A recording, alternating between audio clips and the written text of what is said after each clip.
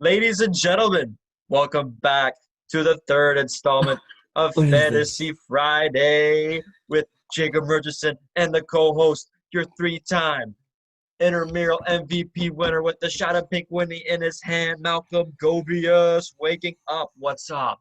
What's going on? Are we awake? Three time. Are we awake? I'm awake now. Jeez. One more for the fans. All right. As we get into it today, the division we're going to get to is the ever so infamous, highly overrated, but highly popular NFC East division. And we We did it start for. off first with the EAGLES Eagles. Yeah, we did this division. I picked this division because we have a few friends who actually listen to the podcast who are either Eagles fans or Bandwagon fans. Cowboys fans, or some actually Giants fans, surprisingly. So we're gonna start with the Eagles. You said so. We go with the QBs first, and we have I think a no-brainer of who's the starter in Philadelphia is Carson Wentz.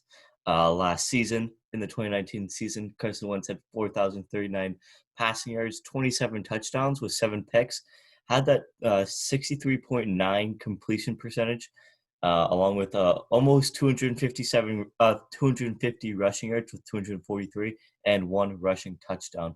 Carson Wentz, um, obviously, Nick Foles took over in 2018. We love to remind everybody of that. Yeah, Everybody. Big Dig Nick, as people like to call him. Super Bowl MVP. Yeah, one of the greatest Super Bowls in my opinion, calling Philly and everything. That was just insane. But Carson Wentz got injured. He did lead that team to a great season. A lot of people do forget about that. And obviously, I don't give him enough credit for doing that either because it's the Eagles and I don't like the Eagles anyways, and I don't like some of the fans of the Eagles. Great, but So chugging on the pink wit there, Malcolm, or no? oh, 1 second. Um, where I was gonna get to, but this season, well, remember one season he was ranked top, like when they did the top 50 players, he was ranked like number 2. Carson Wentz, highly. He's been kind of a bust for them so far, but that's because of his injuries. This season, I feel like it's going to be his breakout season, in my opinion. You're saying he I, hasn't had that yet? I honestly, I don't think he The has. MVP season was just a wash away? I don't think you. Oh, my. I don't think he's had Malcolm with the pipe bombs. I'm just saying, I don't think he's had that breakout season where people take him serious enough. I feel like a lot of people still don't take him as serious and don't consider him to be a top 10 quarterback in this league. And yet in fantasy football, I don't even have him in my top 10. I have him in my top 15 at number 14. So, like, how you can't take Carson Wentz serious, how we can't take you serious with that mustache and goatee combo right now? What are you talking about? Throwing out for the Habs. 2-1 series lead. We won't And get we're into sticking that to one. football. Yeah. More stats for Carson. He's got 62 carries for 243 yards and 1 rushing touchdown. Last season, he ranked first in snaps, 5th in pass attempts, and 7th in carries. He's got a good receiving core, but last season it was just absolutely injury riddled. And it Yeah. seems like it's going to be the same thing again. Hopefully, you see rookies come up. I'm sure we'll get to those soon. So it might hinder his numbers, but you have him 14. I have him with the unlucky number 13 in my quarterback rankings as a mid to low end quarterback number 1 to a high end backup. Is your hair okay? Yeah, I was just making sure it didn't look like too flat, man. I was just trying to get a podcast ready. Okay, there, Hasselhoff. We get to the running backs now. We have Penn State's own Miles Sanders now running the back for Philadelphia. Had 179 carries for 818 yards and 3 majors. On the receiving end, he has 50 receptions for 509 yards and 3 receiving touchdowns as an 8.2 yards per target as a receiver. So a lot of receivers kind of envy him in that kind of position. Only had about 53% of snaps, so he should be the primary back this year. Doesn't have to play behind somebody else. And again, I think Philadelphia's running back got injury riddled again last year, so they were just bit really hard by the injury bug all around. Obviously, Carson Wentz, the receiving core, they're running just a mess. And Lane Johnson, they lost for most of the season. So hopefully they can stay healthy. But stick with Miles Sanders. I have him 11th in my running back rankings as a mid to low end running back number 1, high to mid end running back number 2. I think he's going to get slept on a lot because he's not a huge name. that everyone really resonates with. So you might see Miles Sanders slip, but obviously you have the OG fans of Philadelphia. Like, I'm sure you'll have at least one NFC East fan in your fantasy league, so everyone's going to know who Miles Sanders is if you're from the NFC East. Exactly. And if he does slip and you do end up getting him, he's not a bad guy. Like, in my opinion, he's going to like you said, he's going to be that number one guy in Philadelphia. I have him at number 13, so 2 spots behind where you had him at number 11. If he does slip, don't be upset about it because he's still going to – I think he's still going to be a good pickup no matter where he goes. But if you do, credit us. Like, we'll console. Yeah. We got tissues. Just talk to us. Yeah. Not like Ellen. What? But keep sticking with running backs. You got Boston Scott as well. 61 carries for 245 yards and 5 touchdowns. Kind of an unknown last season, but obviously with the injury-riddled running backs that they had, Boston Scott really showed up for them. Only played in 4 games, so the 245 yards and 5 touchdowns was in 4 games. So, I mean, you want to do the math and times that by 4, is averaging 20 touchdowns. He's going to get 20 touchdowns in the full season. And he did catch 24 of his 27 targets, so efficiency is there, but obviously the reps won't be. So maybe you see him in a flex option. Maybe he'll return some kicks. But I have him 43rd in my running back rankings as a bench player, waiver wire pick. If you see injuries again come into play, so Boston Scott can prove that he's worth something if he plays. Yeah, I even have him in my top 42. So yeah, he's a waiver wire. He's 43rd. So he's we'll go with that.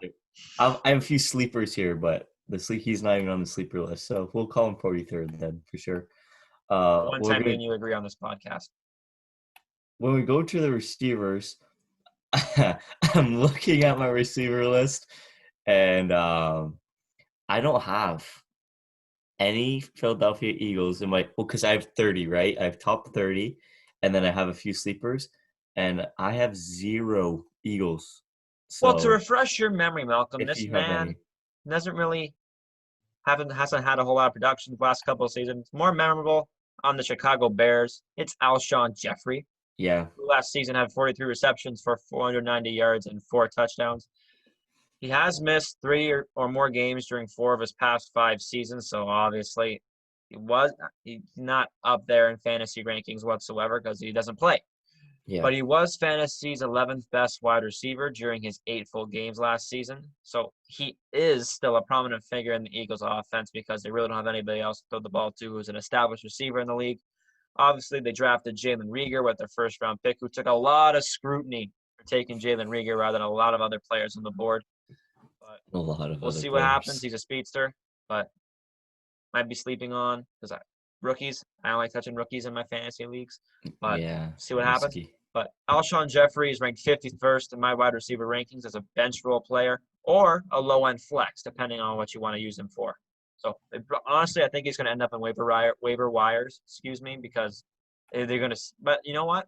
Maybe see NFC East fans or OG football fans say, hey, I remember what Alshon Jeffery did a couple of years ago, and they'll pick him up. You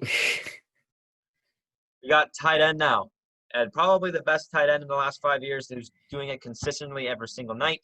It's Zach Ertz, who had 88 receptions for 916 reception yards and 6 touchdowns. 3 straight seasons as a top 4 tight end in fantasy. So if you want efficiency, he's your fucking guy. He is ranked no lower than 4th in touchdowns in his career. And Ertz has finished no lower than 5th in targets, 6th in receptions, or 7th in yards at the position since 2014. So he's going to be one of their tight ends that's going to be right off the board. And he's going to be ranked 3rd in my tight end rankings as a high-end tight end numero uno.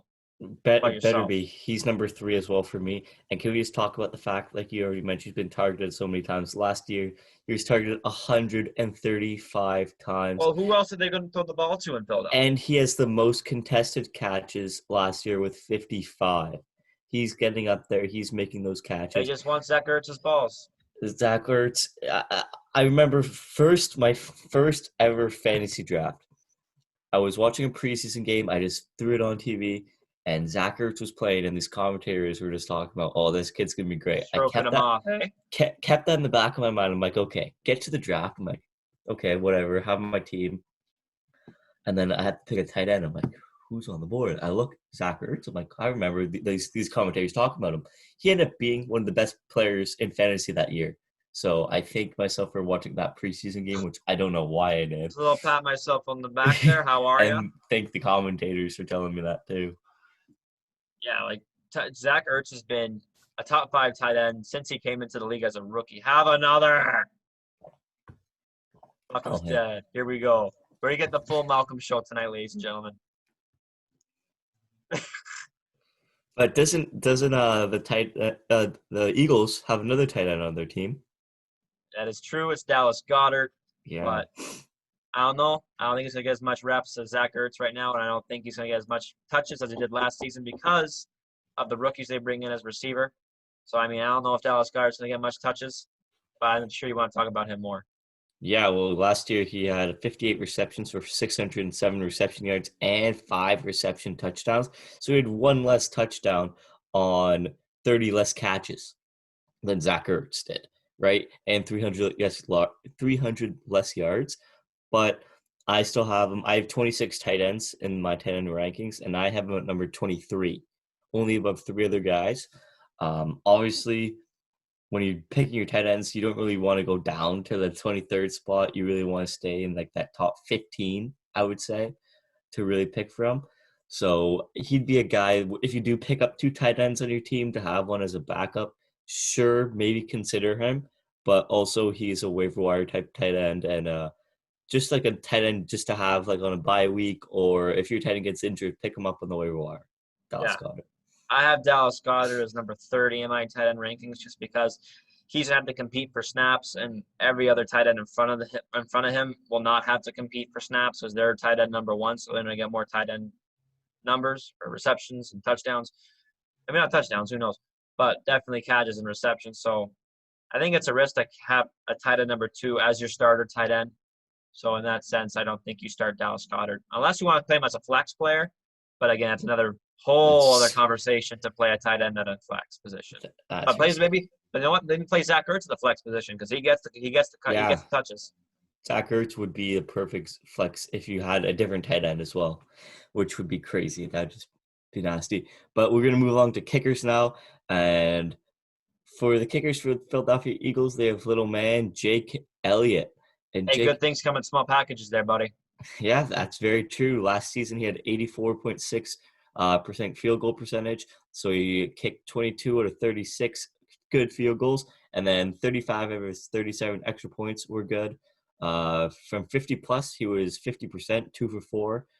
From 40 to 49 yards, he was 5 for 7, which is pretty accurate. And then 30 to 39, he did not miss, and 8 out of 8. And then 20 to 29 yards, he hit 7 out of 7.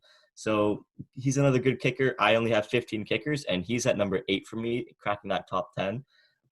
You see a lot of drops in Philadelphia, drop passes. So those drop passes lead to you not getting that first down and getting on fourth down, and your kicker doing the work and getting those points. So I see Jake Elliott getting a lot of points this year. Jake Elliott. But yeah, where do you have him? Yeah, I have him number 6 in my kicker rankings just because I think he has the reputation. You know, there's such a thing as a gunslinger as a quarterback. Yeah. He's the foot slinger. He's a foot slinger. You know, when they won the Super Bowl, he was nailing 50-plus all the time. It was automatic. Yeah. But who knows what these 50 yards are from? They could be from 60. And, this never happens. Or 58 or 59. Yeah. It's not 50 or 51. Mm-hmm. It's 50 He's automatic. Plus. It could be 55 plus. Who knows? They don't have to stat for it. Exactly. But Jake Elliott's pretty solidified as a high-end kicker in this league, and he has a reputation for it. So I think it's pretty easy to bank on it. We're going to get to defense now for the Eagles, and they have 43 sacks last season with 11 INTs, 9 fumbles, 3 touchdowns, 354 points against, 5,307 yards against. They did add a huge part of their new secondary now in former Lions cornerback in Darius Slay Jr. How are you? But I think, again, injuries are a major concern again in Philadelphia. They lost probably their whole starting secondary at one point of last season. They was just injury-riddled. Fletcher Cox is pretty much the only real threat on the front 7. and he's in the Yeah. interior, so easy way to opt out. So I think there's a lot of other big name defenses in the league that you can take before. So they don't crack my top 15, but they're on that fringe. Yeah, I had like other key players that you'd have: Fletcher Cox, Javon Hargrave, Brendan Graham, and like you said, they picked up Darius Slay, which was a huge pickup last season. He had 2 interceptions, one fumble recovery, 46 tackles, and only 13 passes defended. So he's not a guy you're really looking to target. Because he's going to lock you down. Exactly. And out of my top 16, I have them right at number 15. So they're obviously not one of the top defense you should be looking to get. There's some better ones to pick up.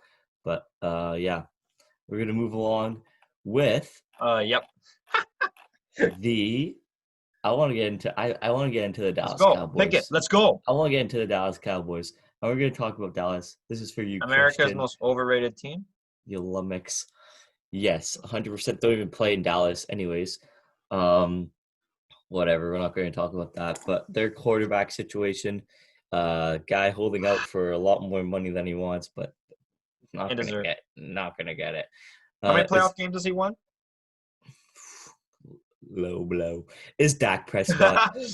And Dak Prescott last season, though, had 4,902 passing yards, 30 touchdowns, 11 interceptions, 277 rush yards, and 3 rushing touchdowns with a 65.1% completion percentage. Dak Prescott, honestly, the Dallas Cowboys, I feel like will be a force to be reckoned with this year, but you gotta listen to Cowboys fans. They say that every year. This year, like Leafs fans. It's like Leafs fans. Every year is Super Bowl. This year is actually kind of different because their offense. Imagine if they got Jamal Adams on defense, then it'd be a completely different story. But their offense is kind of loaded with their receiving core as well. But Dak Prescott, Sportsgasm. Yeah, he has a lot of weapons, and he can use his running back too out of the backfield, who we'll get to as well. But I have him at number 6 for fantasy quarterbacks. Dak Prescott has been no lower than 6th among quarterbacks last season in pass attempts, 596 completions, 388 passing yards, 4,902 passing touchdowns. I've mentioned 30 yards per attempt, 8.2, and average depth of throw at 9.4. I think a lot of those numbers would be going up this season because of the addition of somebody we'll be getting to pretty quickly. Yeah. And as well, Prescott has finished with a career best 2nd last season at the position in fantasy points and is still armed with that terrific offensive line and an amazing receiving core, who, again, we'll get into real quick. So I have him 8th in my quarterback rankings as a high to mid-end quarterback numero uno. Yeah. I hate to say it because, the Cowboys aren't my favorite team in the world, but you can't ignore the talent that Dak Prescott is showing, and he's probably going to get paid for it next season. He's going to break Jerry Jones. And not a lot of people do that. You might break him. Yeah, you might end up breaking him.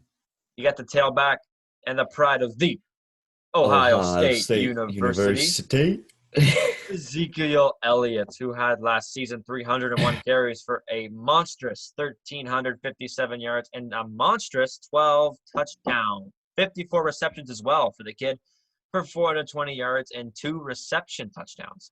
Since entering the league in 2016, the Ohio State product leads the NFL in carries with 1,169 and rushing yards with 5,405 and sits 2nd in rushing touchdowns with 40 as well.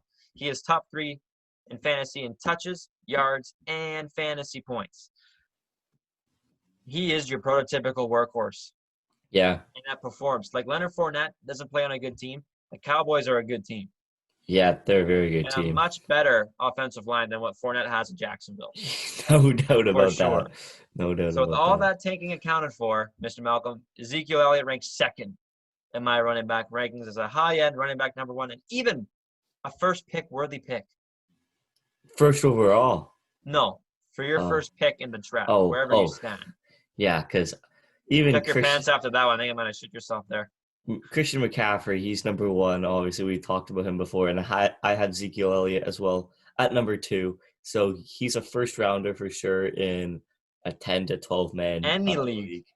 Yeah, any league. Depending on what you're doing, though, PPR, he still gets those receptions. Like we said, 54 receptions, which is surprising. You wouldn't think of him to get all those receptions, but he does because this good reliable source for Dak Prescott to dump it off or do a little Texas audible there and get it out to him. So let him eat. Zeke, let him eat.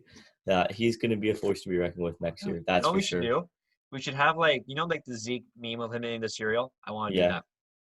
You want to do it? Oh my God, are you nuts? Absolutely. Yeah, but they do have another running back. They do have another running back. He ain't making my board. He's not on my board, but he's on my sleeper list. I'll talk about him. A few of his stats is Tony Pollard. You can't say this guy's good. Last year, he had 455 rushing yards. He played in every single game, just coming out to help Zeke, just take off the load of Zeke. 2 rushing touchdowns, 107 reception yards with 1 reception touchdown on only 15 receptions.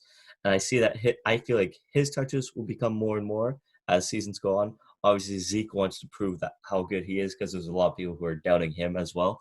But Tony Pollard, he's going to be that guy that maybe you put him as a flex because he could get that. Well, maybe you do, or you just have him on your bench as a running back. But he's one of those guys that you if you do pick him, you pick him late in the draft or like waiver wire, like I was going to say. But Tony Pollard, he's going to be a sleeper in my opinion. So look out for him. If Zeke gets hurt, maybe. He's one of my 3 sleeper running backs, and we already talked about Marlon Mack. The other one's on my Pittsburgh Steelers. But we're going to move along to the wide receiver core now for the Dallas Cowboys. And the first up, highest ranked in this division for me is Amari Cooper. Amari Cooper last year had 79 receptions, 1,189 reception yards, and 8 reception touchdowns. He's not too bad. He's not a bad receiver. Biting your tongue as he says that. I know. He came over from Oakland, if anyone remembers, but he has Dak Prescott throwing to him. He's going to have some attention taken off from him, in my opinion, with the other receivers that the Dallas Cowboys now have. So you might see his numbers go up, but you could also see them go down because of who they have, even at the tight end position, getting receptions as well. So you don't know what it's going to be, but for me, I'm in the top 10 at number 7 for receivers. Amari Cooper has 4 out of 5 seasons with over 1,000 yards receiving, and he has 3 seasons in a row with over 7 touchdowns. So your production is going to be there.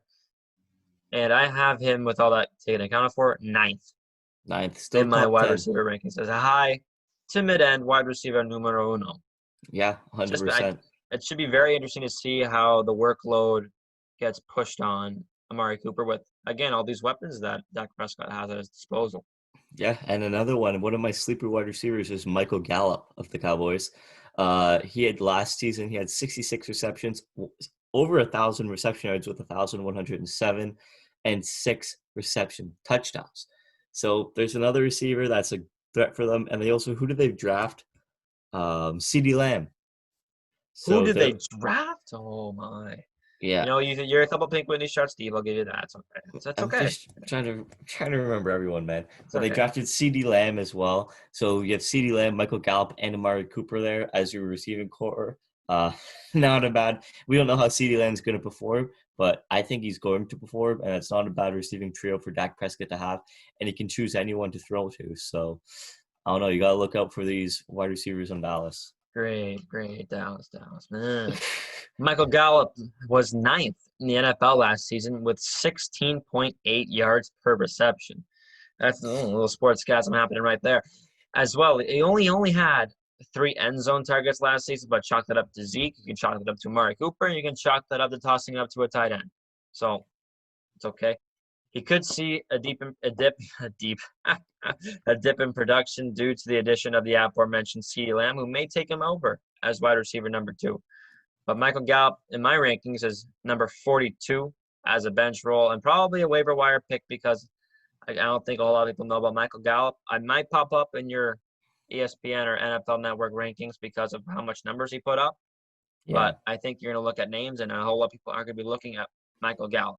Exactly. And as well, CeeDee Lamb, Oklahoma product, averaged 14.3 yards per target and 11.1 yards after catch.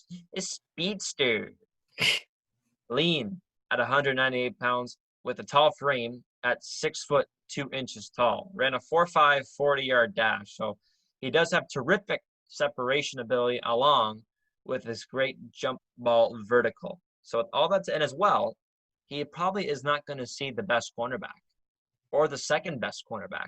No. So he might show up big time. Yeah, I think he'll put up some great numbers. So, again, he is a rookie, so we'll give him that. He's ranked 52nd in my wide receiver rankings. Again, bench roll. Don't think he's going to be waiver wire because I think a lot of college football fans are going to be picking up CeeDee Lamb. I think there's a huge upside to CD. I'm very curious to see how far he'll go in your drafts. Yeah. Very curious. At the tight end position, it's going to look very different for the Cowboys this year without future Hall of Famer Jason Witten being a tight end, and the reins will be passed over to Blake Jarwin, who I know our commissioner is very high on, but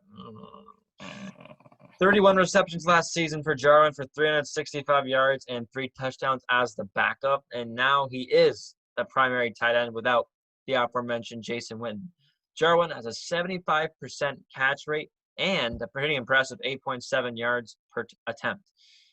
And it's kind of been their trademark over the last couple of decades in Dallas is that the security blanket style of Dallas tight ends, quick dump offs, quick check downs. So PPR leagues are going to be fans of Blake Jarwin for sure, as they were with Jason Witten. So I think they play a pretty similar style of football. So I think they groomed him to be like Jason Witten.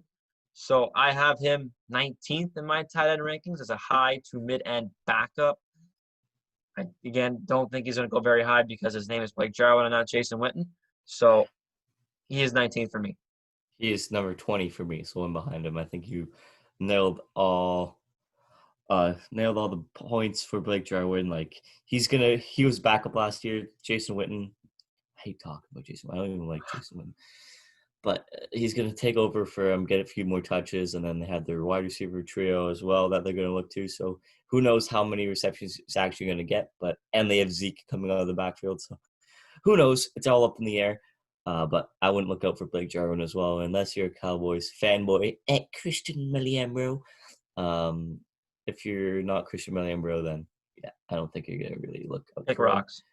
Yeah, you're gonna go to the kickers now, and you have for the Dallas Cowboys, Greg the Leg Zuerlein. Last year wasn't his best year. He wasn't his best year. Yeah. 72.7% from field goals, so it's 24 out of 33 field goals. But he hit all the extra points, which was 42, so it was 100% from there. He was 5 for 7 from 50-plus, shockingly. How about the 40-yard kicks there, Malcolm? The 40-yarders, he was 5 for 11, so that's where he really missed a lot of his kicks. And those are some clutch kicks that you kind of need to make as a kicker in the NFL. He hit 7 out of 8 from 30 to 39, and then he was perfect from 20 to 29 yards with 7 out of 7. For me, he's still Greg the Leg in my eyes, and I have him at number 4. I think he's going to. Whoa, number 4. Number 4 kicker. Woo! I think he's going to have a bounce back year with the Dallas Cowboys and nail some clutch kicks for these guys. But yeah, number 4 is a hot take. Yep. Dallas, though, is in the top 5 in the NFL for field goal attempts. So he's going to get a lot of production. And as well, I think Greg the Leg has been the best, if not top. He's probably top 3 besides Justin Tucker. He's the best. Probably the best top 3 kicker in the last 10 years in football. So I think his reputation is there. I think he's going to, again, good bounce back season because he was 95% accurate just 2 years ago. So With all that being said, I have him 9th in my kicker rankings. I think he's going to be your last pick in the draft. But I don't know, like you fanboys of Greg the Leg, might scoop him before the final pick. No, I wouldn't take a kicker. I don't care. But honestly, I could care less who my kicker is. I'll set it to auto draft if I haven't picked a kicker in the last round, and just who it takes for me, or I might just pick one up off waiver wire. But yeah, Greg the Leg number 4. You said number 9 for you. What about the defense for the Cowboys? Number 4. But the defense, we have 39 sacks last season for the Boys of Blue with 7 INTs, 10 fumbles, only 1 defensive touchdown, only gave up 321 points against and 5,332 yards against. Key departures, and there's a lot. Cornerback, number 1 cornerback, Byron Jones is gone. Defensive end, Robert Quinn, gone. Malik Collins, gone. Jeff Heath, gone. But they do bring in Pro Bowl defensive tackle Gerald McCoy, another defensive tackle in Dontari Poe, and safety, the best name in the NFL, Clinton Clinton Dix. Dix. Best name ever. Dallas has finished no worse than 11th in points or yardage allowed each of the past 3 seasons, but hasn't finished better than 24th in sacks since 2014. They don't crack my top 15 because I think there's just a lot of question marks on this defense. The secondary is going to need some serious work. Obviously, they added Clinton Dix, but there isn't a bona fide one at cornerback, number one. Honestly, Chidobe Awuzie played very well for the Cowboys last season, but I don't think he's ready for that jump. But we'll see. Maybe we'll turn some heads, but I don't have them in my top 15. So, yeah, there's other key players that they have. DeMarcus Lawrence, Dontari Poe, Leighton Vander Esch, who's been pretty good. They drafted Trevon Diggs of LSU, and then Neville Gallimore, and they have Clinton Dix, like you said. I have them out of my top 16. I round them out right at number 16. So Eagles 15, Cowboys 16. And yeah, nothing that you're really supposed to look out for this defense. I wouldn't pick them. I wouldn't even consider them. I hate the Cowboys. Let's move along. Let's stop talking about these guys. We're going to talk about the New York Giants now. And they brought in a new QB to replace Danny Dimes to replace Eli Manning. And Danny Dimes last year had 3,027 passing yards, 24 touchdowns, 12 interceptions, with a 61.9% completion percentage. He also did have 280 rush yards and 2 rushing touchdowns. So I think he's gonna have a better season this season. Obviously, it's not going to be anything special for those Giants. I don't think they're going to turn any heads, but he might have a good season. I have him at number 18 in my top 35 quarterbacks this season. He's honestly, you can't go wrong with Danny Dimes. He's a low end. In my opinion, I think he's a low end starter and a QB2 to pick up for. He's not a high end starter, that's for sure, but he's on the lower tier, like the lowest tier there is for a QB1. I would have Danny Dimes. Well, when you put it so nicely, the lowest possible end for a starter. It's still nice. We do have to remember Daniel Jones was a rookie last season, so exactly. In 12 starts, he did lead rookies with 24 touchdowns and was 5th in fantasy points. Efficiency, though, was an issue for the rookie last season. We're going to be nice around that completion percentage up to 62 and was only 6.6 in yards per attempt. But you probably can chalk that up to the running back we'll get to in a second. But I think that he's going to have a tough time throwing the ball for a long period of time because that offensive line in New York is just vomit-worthy. Like, it's gross. Will Hernandez has definitely not been the guy they needed them to be. Maybe he can bounce back for a solid third year. They're going to lose Nate Solder due to him opting out of the season for the COVID-19 pandemic. So I think they're going to suffer mightily like they usually do, like a normal Giants team does, with that offensive line. So with that taking the count of 4, Danny Dimes is 17th in my quarterback rankings as a high to mid-end backup. We're not going to diminish him to be the lowest tier of a starter. You're diminishing him, calling him a backup. No, high to mid. Yeah. Play him on some good weeks, but do not have him as your starter. No. Okay. Oh, I've been waiting all day for this guy. I've been waiting all year to talk about this guy. Sports guzzle. This is Jay's man crush, if anyone doesn't know. Man crush. The Saquon Barkley. Ooh, tingly. 217 carries last season for 1,003 yards and 6 touchdowns as well. Had 52 receptions for 438 yards and 2 touchdowns to go along with that baby face. Oh my goodness, what it pinches cheeks. Oh my gosh, I'm cringing so bad. Ooh.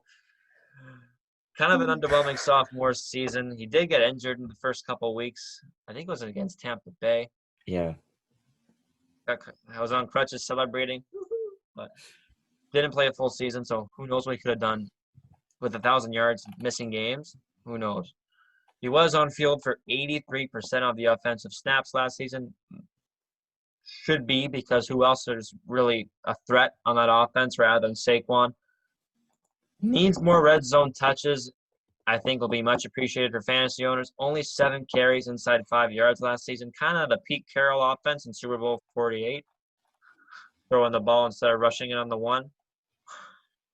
But hopefully there's more prowess towards Saquon punching it in, because there's no denying it. He is a freak of nature. He is.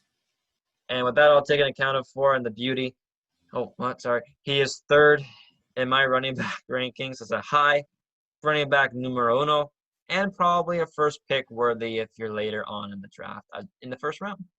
Yeah, he's my 3rd overall as well. So I think he's number 1 in the good-looking category, though. Yeah, but he is good. You can't go wrong with Saquon Barkley, picking him up in the first round. You kind of have to pick him up in the first round if he's available. Like if you don't have that number 1 or 2 overall pick, Saquon's there. He's your guy. He's going to have a better season if he's healthy this season. Hopefully he is. We never know with injuries in the NFL. They're so unpredictable. And a terrible offensive line. Yeah, but we're going to move along to the wide receivers.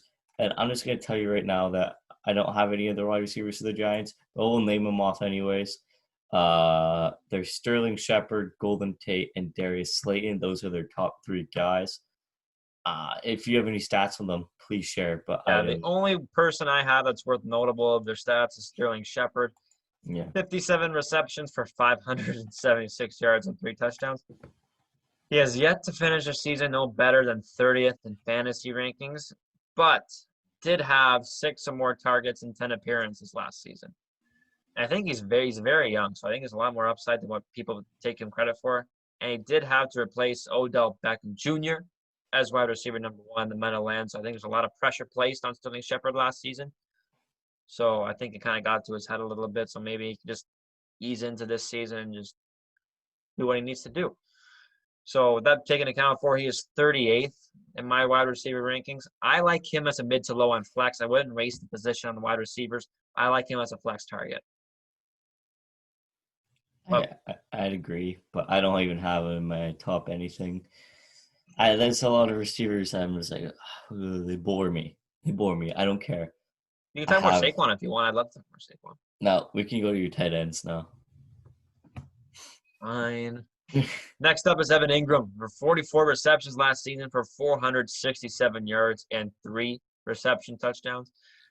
He has written injury Band-Aid all over him. He has missed 14 of a possible 48 games due to injury last season. However, he had 5 top 10 fantasy weeks in the 8 games he played, which was good for 4th best for tight end. So when he's on the field, he's producing. So I have him 5th in my tight end rankings as a high-end tight end number 1. My suggestion to anybody who owns Evan Ingram, like myself, the past 2 fantasy leagues, draft another tight end, because he is just injury-prone. And don't take the chance that he's going to play a full 16. So draft the tight end in the later rounds, because it's too big of a gamble not to take one if you have Evan Ingram on your roster. Wait, where did you have him ranked? 5? Number 5. That's where I have him ranked as well, number 5. But like you said, he's still a tight end at number 5. If there was guys behind him who have ranked still available, I would take them before Evan Ingram. Just because, like you said, he's injury riddled, and these other guys, they're not, and they might get better receptions. You don't know with this young team who's going to get the ball, who's not. Most of it's probably going to be your man lover, Saquon Barkley. So you never know. Moving along to the kickers, we have ex-Clemson kicker Chandler Catanzaro. Yeah. Yeah, he's not on my list for my top 15. Oh no. Yeah, doesn't crank it. So Catanzaro, forget that I even said that name. We can move along right to the defense. Yeah, it's worth noting that he's replacing Aldrick Rosas. Yeah. After his release from the team for some unmentionable things that we can't speak of on Unfinished Business. So PG on this podcast. PG-13. Fucking A. Oh, sorry. Oh. He did not play last season, so there are no stats to base off of 2019. So with that, he is outside everyone's top 15. Mm-hmm. We move to the ever so stellar defense of the New York Giants, who had 36 sacks, 10 interceptions, 6 fumbles, 3 touchdowns 431 points against, and 6,037 yards against. Really, there are no difference makers on this team defensively. They're like you have Leonard Williams, maybe defensive tackle, and you did draft Xavier McKinney, Yeah, like he's not a bad the pick. very 34th overall, second round. And I think he's going to be a great player in the league, but he's a rookie, and DeAndre Baker had a terrible sophomore season. Rookie season was awful, so hopefully he can rebound because he's going to be the guy. Like this is a very young team defensive, second to secondary at least. Jabril Peppers is their safety to go beside Xavier McKinney, so you have a third-year guy from that team up north. I can't mention that name, and Alabama and the rookie in McKinney. So you have a very, very young secondary. Yeah, I don't even. They don't top my. Oh yeah, they don't crack my top 15. If you were wondering. Yeah, just throwing that out there. Because we talk so highly of them. Yeah, they're so great. Not. And to finish it all off, we're going to talk about the Washington football team. Thank you, the Washington football team. Didn't want to mess that up. But we have Mr. Dwayne Haskins. From the Ohio State University. Mr. Dwayne Haskins, who played only 9 games last season with 1,365 passing yards, 7 touchdowns with the same amount of interceptions, 58.6 completion percentage, and 101 rushing yards. Those numbers don't stand out to you, and they shouldn't. I have them at number 29 out of 35 quarterbacks for the fantasy rankings. He's obviously worse than Daniel Jones, so not a starter, not a low-end starter. He'd be a bench, if anything. I'd say don't even think about him. And if need be, your quarterbacks get injured, maybe pick him up because pick him up. Sorry, but at the same time, Alex Smith is coming back in Washington. That's a great story, man. That is a great story. And the coach, Gruden was saying that he has a chance to be the starter there. Alex Smith is fighting for that spot still. So you don't know who's going to be the starter for sure in Washington. As well, I'd like to add, they also added Kyle Allen from the Panthers, who happens to be the former team of the current head coach, Ron Rivera. So he knows Kyle Allen very well. But Dwayne Haskins kind of got thrown to the wolves in Washington. Like he was not given the chance to succeed whatsoever. They're just a dumpster fire, man. I don't know. Poor kid. He's got a great arm. There's no denying his talent, but the decision-making needs to improve. And hopefully he's got more time maybe not with COVID, but maybe more time this year to get to know his teammates a bit better and practice. So basing off of last season, I have him 27th in my quarterback rankings as a low-end backup. Maybe it can turn some heads with the sophomore season, but I don't see it happening at all because Washington's Washington. We get to running back, this is very interesting. This running back room in Washington. They have the former LSU Tiger Darius Geis, who in 5 games last season had 42 carries for 245 yards and 2 touchdowns. There's no secret here, Malcolm, that he has some serious injury issues and some competition in this locker room to get some touches. But last season, he did average 7.9 yards per target. So I think when he's on the field, he makes a difference, but it's a matter of how long he's going to be on the field for and if he'll be on the field. So I don't think it's worth taking the risk on Geis. He's 34th in my running back rankings as a bench player, probably waiver wire. Is he on your board? He's at 35 for me, yes. So, like you said, bench player, waiver wire type player. I don't know. Nothing really stands out about this Washington team, except. Oh, hold on. Before you get to your receivers, obviously Adrian Peterson is on this team. Hey, hopefully he gets traded, man, because I don't see why he's there. But the guy to watch out for this season, Malcolm, on this Washington team is former Stanford Cardinal, who everybody seems to forgot about because his injury, and he went back to college for an extra year, is Bryce Love. Everybody's forgetting about this guy. He missed his entire rookie season last season due to a torn ACL.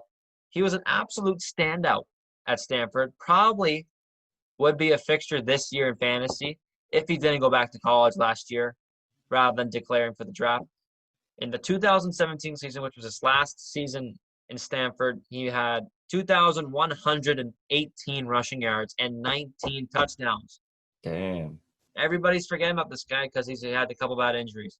He obviously going to need to earn some time because he's probably not going to be your number one back. But if nothing falls right for Washington, I hope they give this kid a shot. So with that all taken, he's 52nd in my running back rankings because he isn't given the shot right now. But if he does, scoop him up before it gets happening because he's going to be great. You heard it here first. He is going to be a great player in this league at some point. If it's for Washington or it's for somebody else.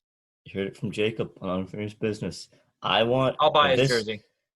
No, I'm going to save this video. I'm going to make sure that happens if that's true. But now we do move along because I don't have him in my top fantasy rankings. Because everyone's sleeping on Bryce Love, man. Everyone's forgetting about him. He's going to be a great player in this league. He will. I love you, Bryce Love. Come on the podcast. I was going to say, is he another man crush of yours? No. He's a good football player. Not as attractive as Saquon, eh? We'll see. He's got time to work. Okay. And we're going to move along to our wide receivers now. And the one wide receiver we like to talk about on this Washington football team is Terry McLaurin. From the Ohio State University. Yeah, it's Terry McLaurin. Last year, he had 58 receptions, 919 reception yards, and 7 reception touchdowns. And I feel like he's going to hit way more this season because they don't have a whole lot left on their team. If I'm looking at their depth chart right now, the other wide receivers are Steven Sims Jr., Antonio Gandy Golden. Yeah, that's about it.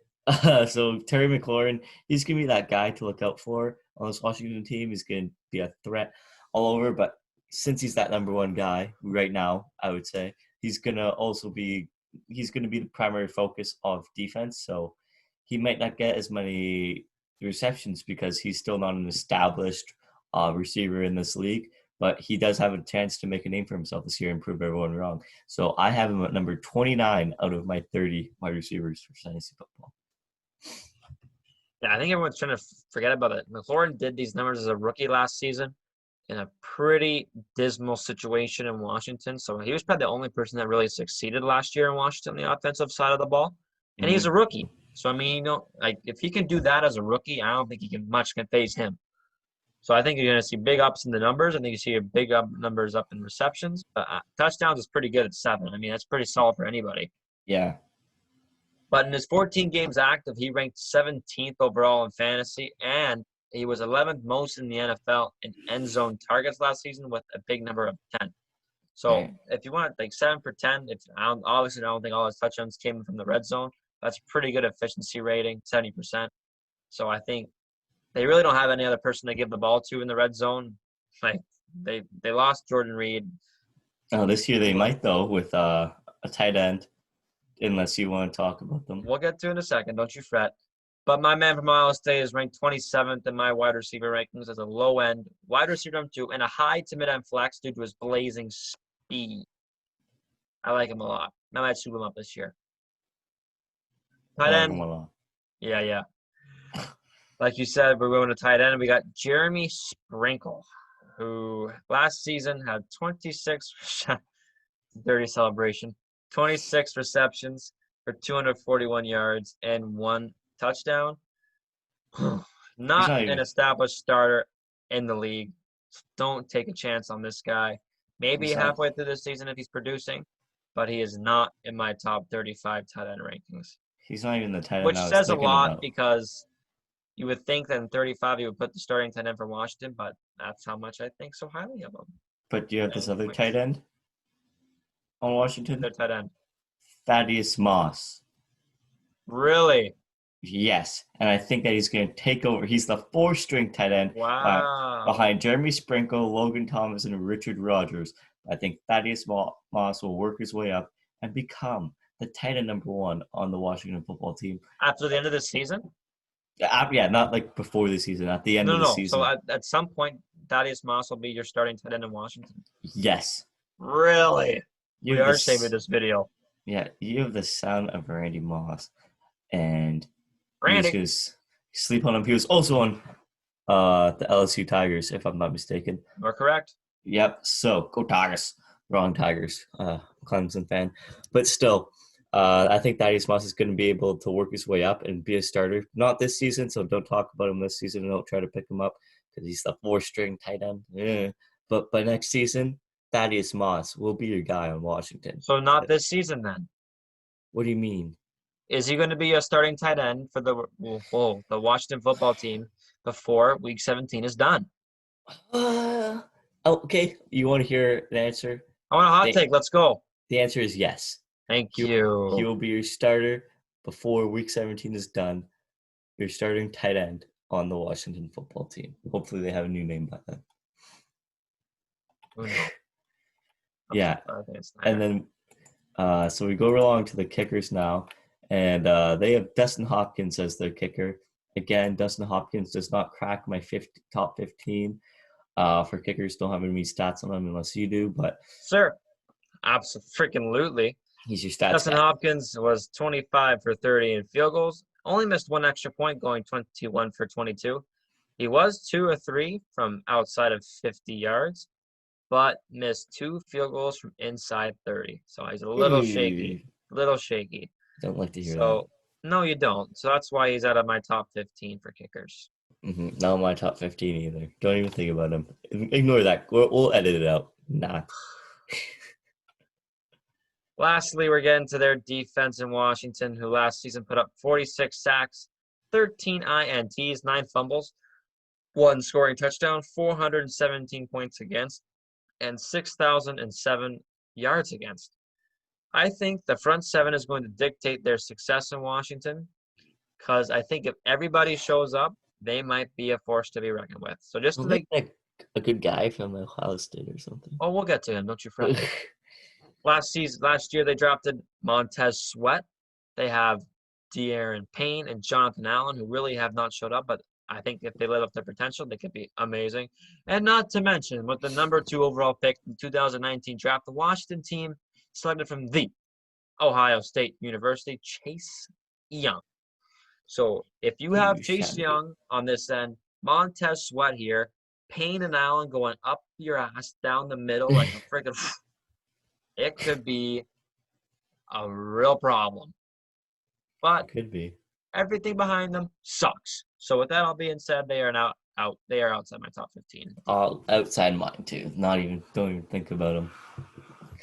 But that brings a conclusion to this episode, this installment of Fantasy Friday.